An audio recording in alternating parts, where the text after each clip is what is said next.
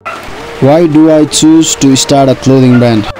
नमस्ते गाइज सबैजनालाई हो यस्तै अब बिहान उठेर रेडी सेडी भएँ अनि मैले चाहिँ यतिखेर नि 2-3 क्लोथ ट्राई गरेँ के हो यस्तै सोक भएर चाहिँ हो क्या अब हुन्छ नि त अब आफूलाई पनि स्टाइलिस बन्नुपर्ने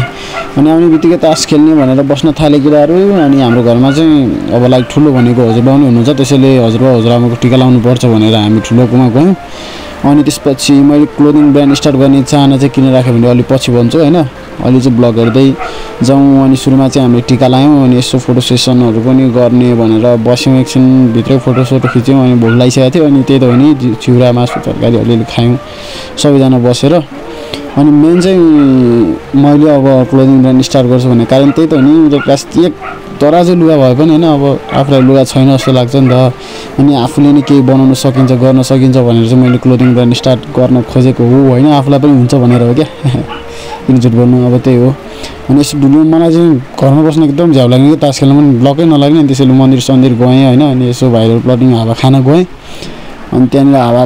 हावा मात्र के खान हावाले मात्र फ्रेस भइदैन भनेर एकछिन बसेर हैन अनि त्यसपछि त्यहाँ बसेर एकछिन चिया खायौँ अनि यति हो यो ब्लग चाहिँ हैन यो चाहिँ टिकाको दिनको ब्लग हो stay tune with me guys धन्यवाद।